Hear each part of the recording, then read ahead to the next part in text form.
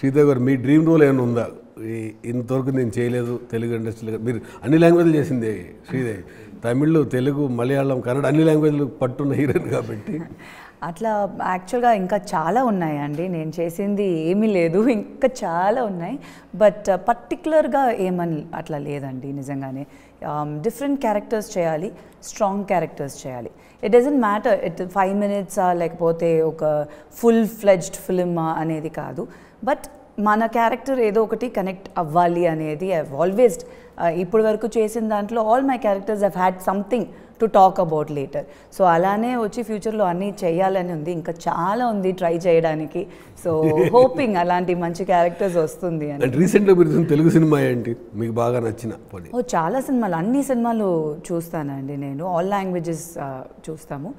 But రీసెంట్గా నచ్చిందంటే చాలా ఉన్నాయి. బట్ ఐ లైక్ అమరన్, అది తమిళ్ శివకార్తికేయన్ గారి సినిమా. అండ్ హాయ్ నానా చాలా ఇష్టం, ఆ సినిమా కూడా చాలా ఇష్టం నాకు.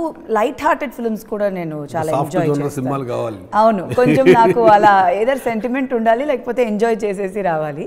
యాక్షన్ ఇష్టం వన్స్ ఇన్ అ వైల్, మరీ ఓవర్లోడెడ్ అది అని అంటే కొంచెం ఒకసారి చూస్తాను అంతే.